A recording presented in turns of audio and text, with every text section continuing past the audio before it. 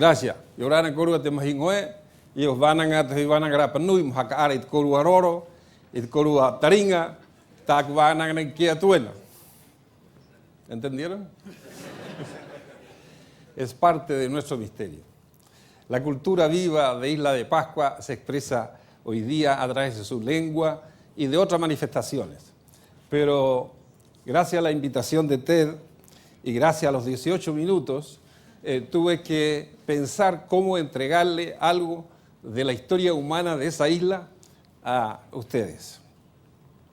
Y quisiera ilustrar un poquito la realidad de Isla de Pascua desde el punto de vista geográfico y pensar de que esta isla, en verdad, es una de las islas más remotas que uno puede encontrar en el mundo y, sin embargo, durante 13 siglos, desde que llegaron los primeros colonizadores de Polinesia, más o menos por ahí, por el siglo V después de Cristo, hasta el primer momento que llegaron los primeros navegantes europeos, se desarrolló una cultura que parte lentamente en sus manifestaciones monumentales y en la medida que la población aumenta, esta cultura se va desarrollando, se va poniendo cada vez más exuberante en su producción de artes y de arquitectura. Y finalmente por ahí, por el siglo XV o XVI después de Cristo, la población logra llegar a su pic de aproximadamente 20.000 habitantes. Desciende esta población por conflictos internos, por baja de la fertilidad cuando hay escasez de alimentos, por aumento de la mortalidad, especialmente infantil, y finalmente se encuentra en estas curvas de bajadas por ahí por el siglo XVIII comienzo, con los primeros contactos con el mundo exterior. Y este contacto entrega otros elementos que diezman más aún la población para que en 1877 la población total de esa isla no era más que 111 habitantes. Entonces es una historia un poco dramática de desarrollo de la cultura hasta llegar a un apogeo y decadencia o un colapso que nos trae entonces a casi el exterminio. Muchos arqueólogos han escrito sobre esto y también han especulado muchas personas que han querido encontrar ahí una explicación más mágica, incluso extraterrestre, a cómo se desarrolló esta cultura. Porque en los cánones normales de la historia, como decía el profesor William Malloy, uno espera el desarrollo de una civilización asociada con sobreproducción de alimentos o de recursos que permite canalizar ellos para trabajos públicos, para desarrollar obras. Y en muchos lugares también requiere desarrollo de tecnologías como el riego, para que así la intensificación de producción de alimentos va a la par con la mano de obra y eventualmente esto se canaliza a obras más grandes. Y esto pasa a ser en Isla de Pascua un real misterio cuando los arqueólogos se encuentran con una realidad diferente. Cuando llegaron los primeros colonizadores, lo que ellos encontraron es un bosque de baja diversidad biótica, porque esta isla está a mucha distancia de los centros de dispersión de flora y fauna, como el sureste de Asia, como Nueva Guinea, Australia y el continente americano. Cerca de 4.000 kilómetros de la costa sudamericana y 11.000 a 12.000 kilómetros de Nueva Guinea, Australia. Entonces, la cantidad de especies de flora y fauna que pueden llegar a esta isla, evidentemente son mucho menor que aquellos territorios más cercanos a estos centros. Llega el hombre y lo primero que hace es establecerse en la costa donde hay agua fresca, haciendo pozos, interceptando corrientes de agua, subterráneas, porque no hay río.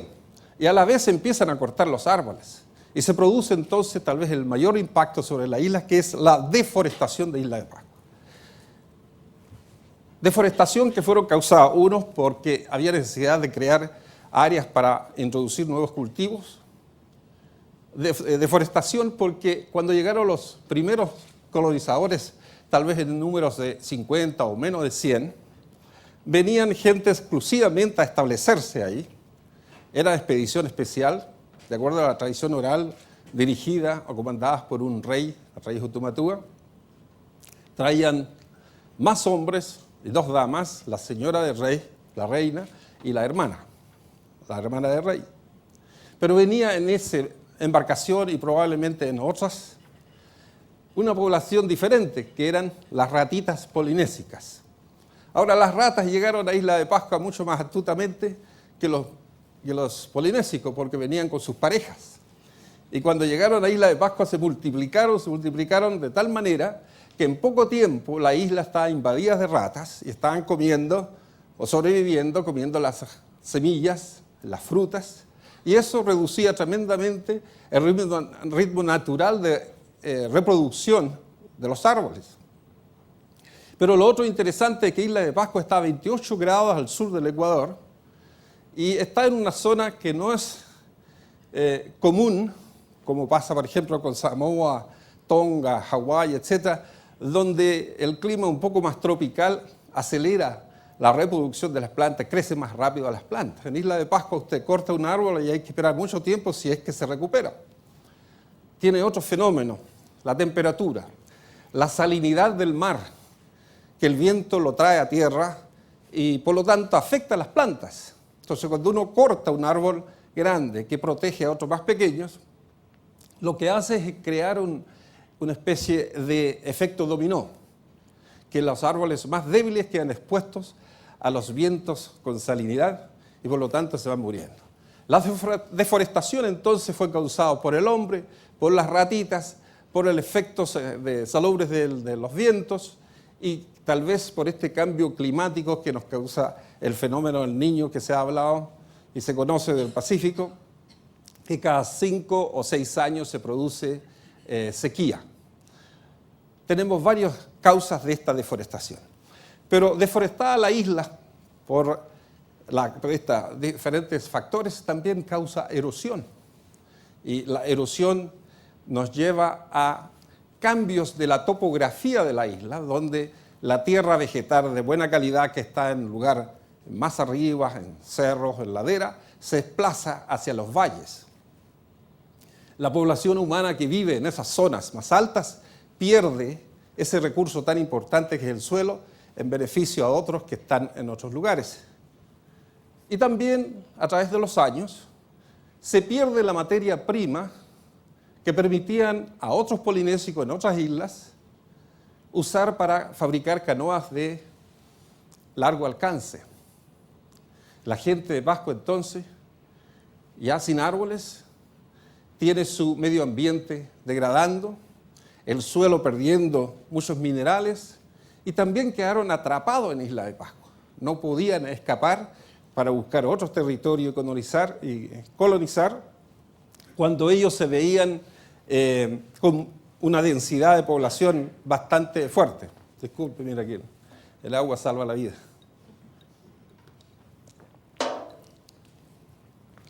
Nos encontramos entonces con una isla que fue destruida por la gente y por estos otros factores que eventualmente conduce a que la producción de alimentos se escasea.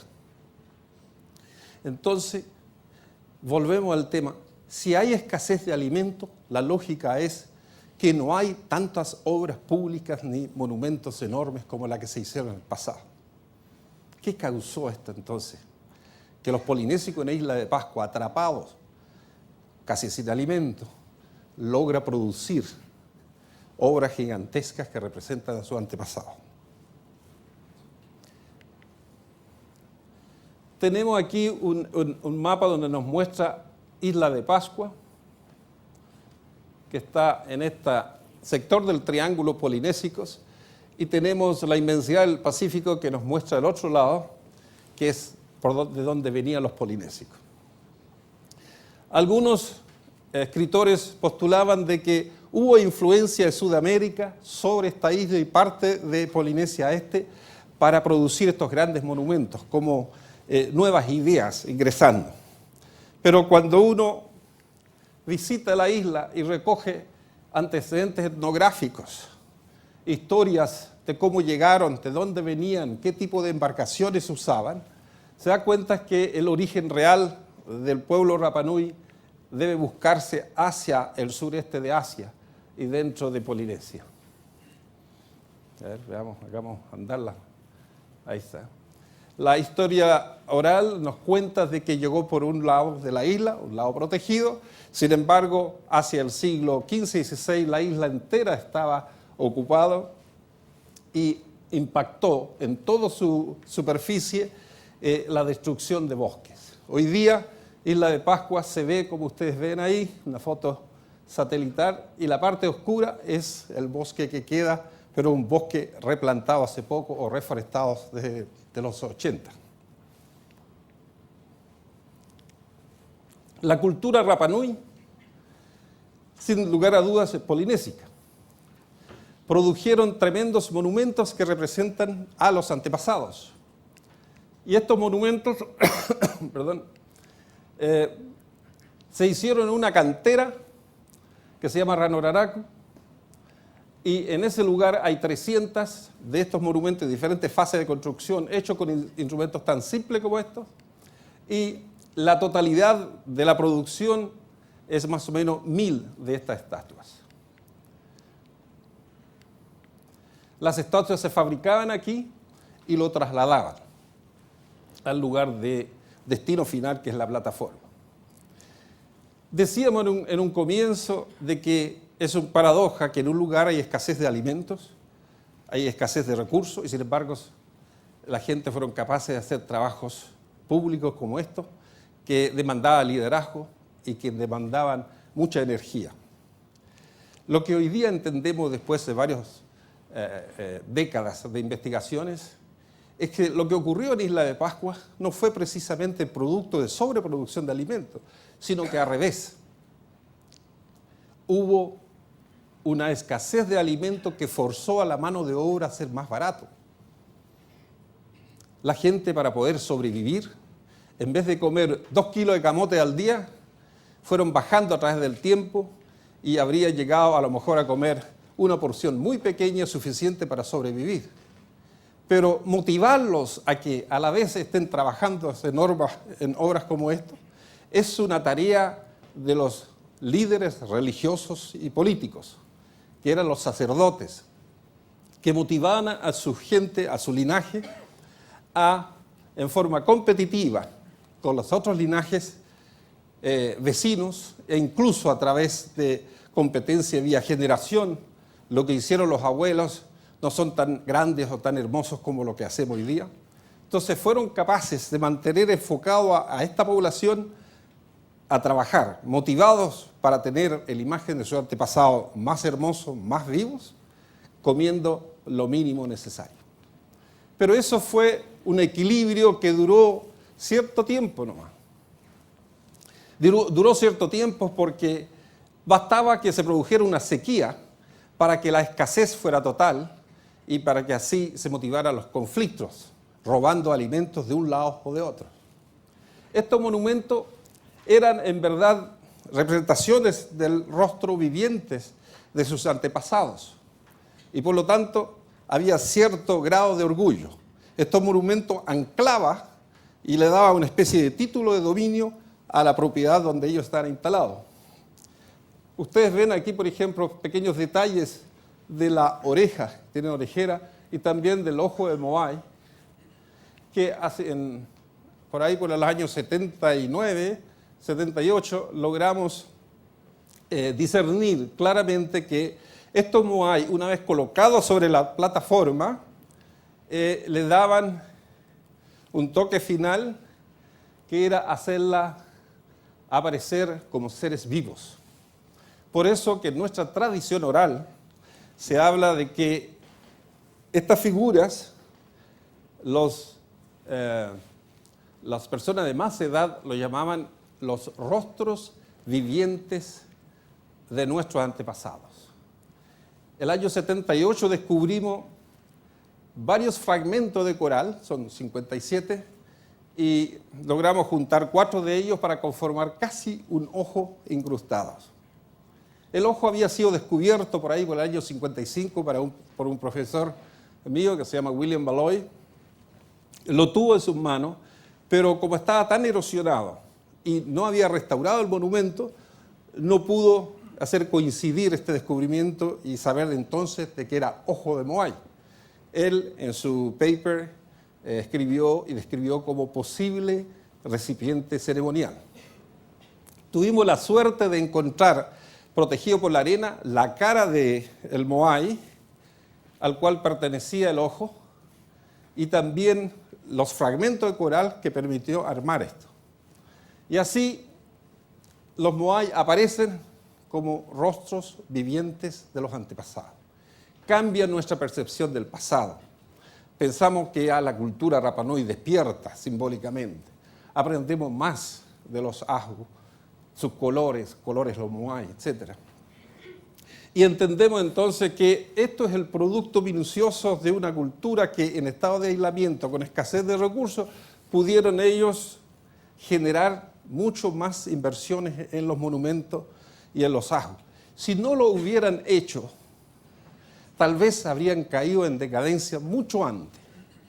En algunos lugares del mundo, cuando hay sobrepoblación, se produce la intensificación de producción de alimentos y también la gente se dedica a gastar esa energía en crear terrazas, riegos y otro tipo de infraestructura, como ocurrió, por ejemplo, en Hawái. En Hawái no hicieron grandes monumentos, pero sí crearon criaderos de peces, los llamados fish pond, más de 300 de ellas, para aumentar la producción de alimentos. Pero aquí la agricultura era una simple horticultura que no necesitaba mucha mano de obra. La isla es 180 kilómetros cuadrados, no había más espacio para expandir la agricultura, luego le sobraba mano de obra.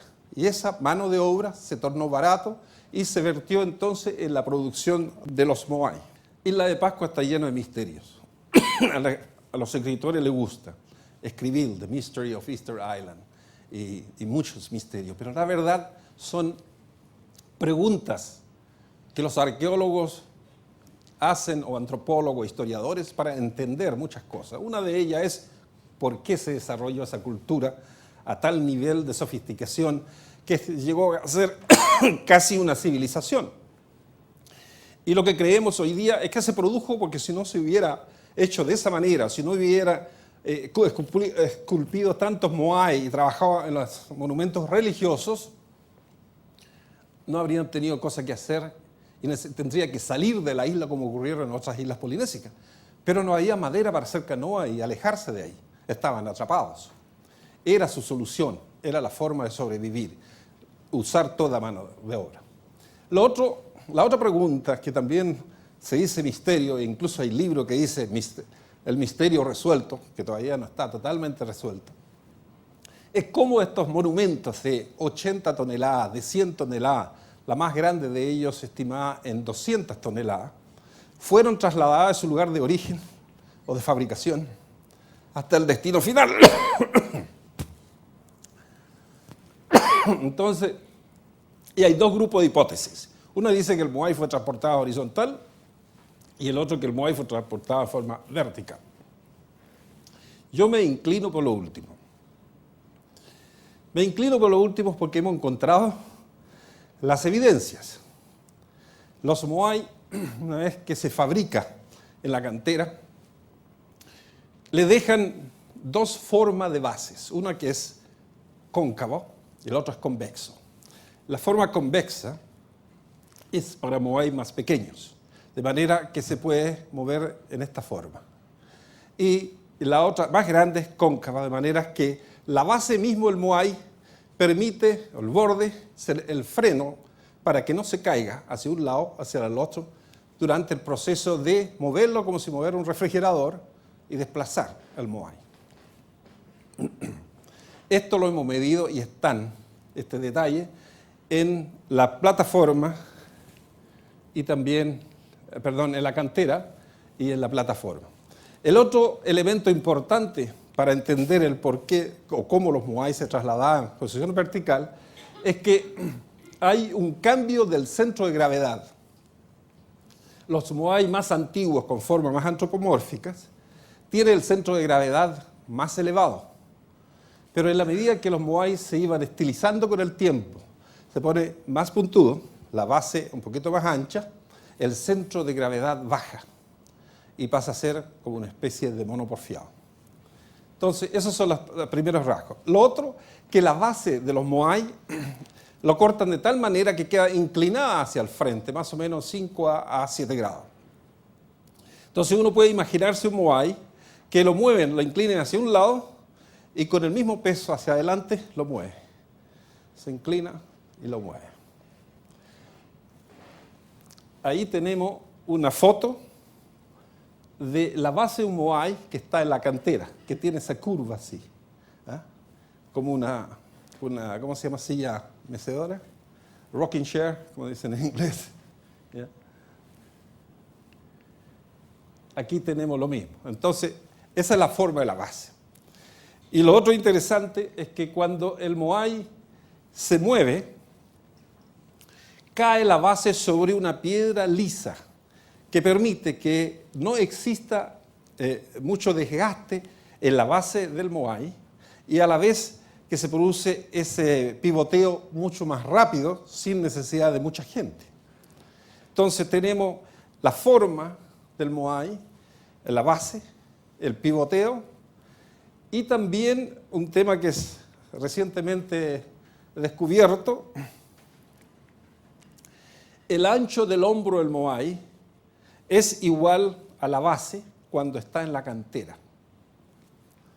Cuando llega al destino final, que es el aju, donde debe, la plataforma religiosa, donde debe pararse en forma permanente, se produce cambio en la base. Le cortan, lo hacen plano, y en vez de estar en una postura inclinada hacia el frente, el moai lo elevan y queda con una postura con la mirada sobre la villa. Esa es la postura final.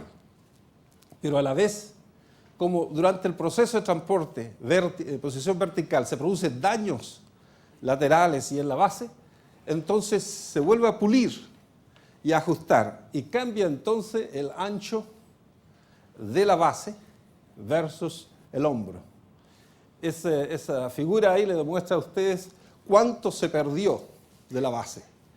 Todos los moai que están sobre la plataforma tienen entonces una forma más de corazón y la base plana para dejarlo en posición permanente, que es mirar sobre la villa.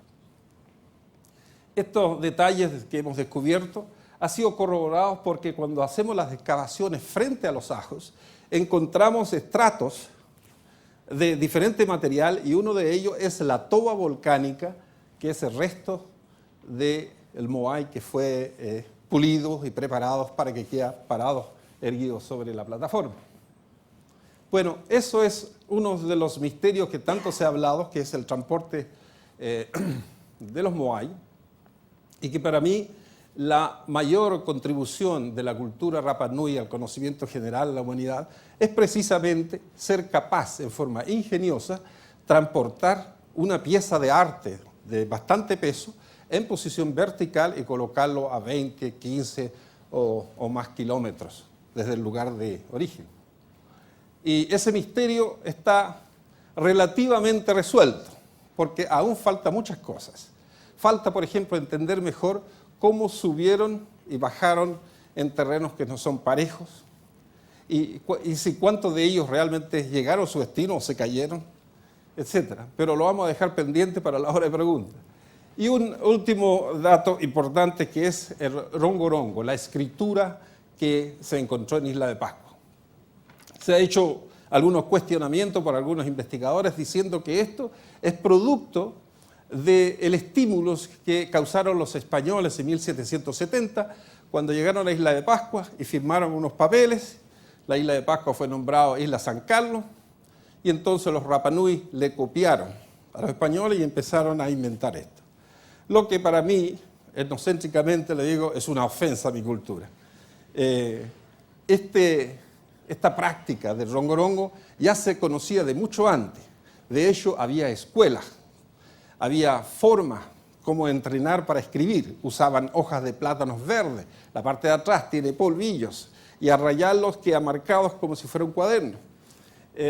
Se hicieron muchos rongorongos, pero esto no es una escritura con sílabas, con palabras, con frases, sino que en el fondo es una escritura primitiva, que hay símbolos en que nos recuerda hechos, que basta con mirarlos para entenderlos.